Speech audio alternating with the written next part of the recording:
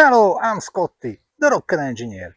Today I set off for a 600 plus miles long trip. It is cold. I will visit a customer on my way up to Teesside, stay over in Darlington, then go and visit another customer close to Redcar, which is an afternoon visit, and I drive home. It will be dark at the end.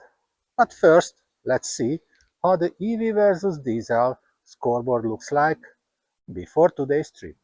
Okay, so far, after 52 and a third hundred, if that is a thing, cumulated miles longer than battery range trips, my EV saved me practically 300 pounds on fuel compared to the diesel cost based on HMRC advisory fuel rate. Will the colder weather make the EV lose this time? Let's find out together. It's pretty cold out there, 4 degrees C, fully charged, 56,582 on the Odo. Let's rock and roll. Beautiful weather, nothing to complain about, at least inside the heated car. It's a bit warmer now, already 7 degrees C. I'm on the M11, nearing to 75% state of charge. Let's check how many miles I covered with the quarter of the battery. 75%, 56.5 miles times 4 is 226 miles full battery range. Surely the cold bites. I'm on the A1 now, still a long way to go till my first meeting. This is some 190 miles drive from home. I think I will get there without running out of juice, if you see what I mean. Anyway, it's time to check the figures halfway through the battery. 50%, 112.9 miles, so the full range should be 225.8, pretty much the same what was at the 75% state of charge. Now that's good. Still 22 miles to drive. I've been on the road for almost 4 hours. It will be good to arrive, I can tell you. Nearing to quarter of the battery, let's check the numbers. 25%, 168.6 divided by 3 is 56.2 times 4 is 224.8 full range today. Pretty stable, I think. So the meeting is over now. I'm heading to the hotel I just left from the customer. The hotel is another 100 miles or so away. Let's see what is my charge level. After 191.8 miles driven, my battery state of charge, boom, 50%. How about that? Okay, I arrived with 15% and the customer offered me to use one of their free chargers while we had the meeting. Never happened with the diesel.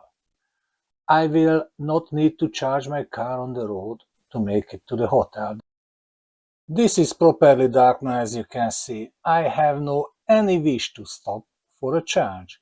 Still, a bit more than 42 miles to drive. The SatNav wants me to stop for a quick charge, but let's see how much I did since I left from the meeting earlier.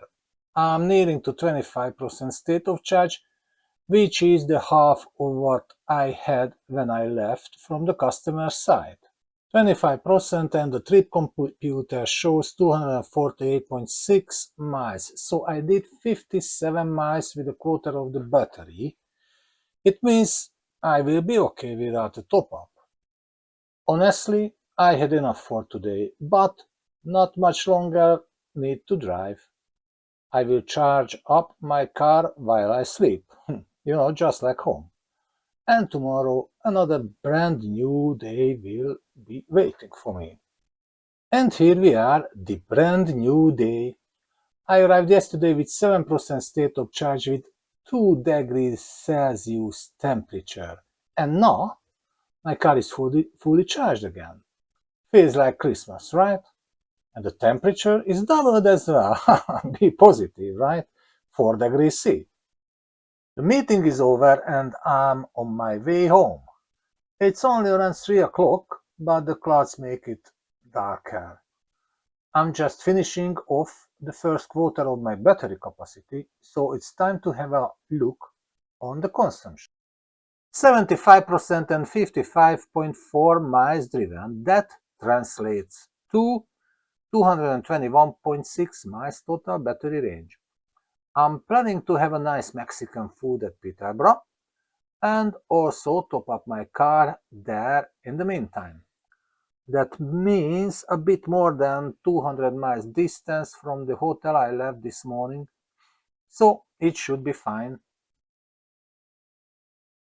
I don't know about you, but probably this half-dark the worst to drive in.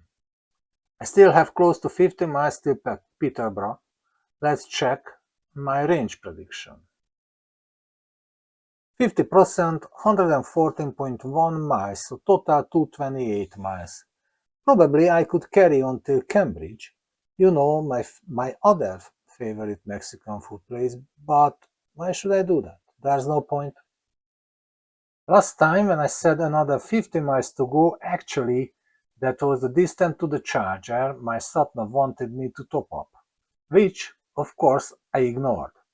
Now, as I'm closing to 25% state of charge and still more than 30 miles to go to Peterborough, for real this time, I don't think I could make it to Cambridge anyway. Funny though, I was complaining about the half-dark last time. Now, this is much worse now. Down to 25% and 117 miles since this morning. Divided by 3 is 56.6 times 4 is 226.4. Peterborough services, here we go. It is still around 110 miles till home. The predicted full range last time was 226 something, which means with similar consumption, 50% battery capacity should be enough. For the sake of, let's say, calmness, I set my charging limit to 60% and go to grab my naked burrito. A ride with 11% left.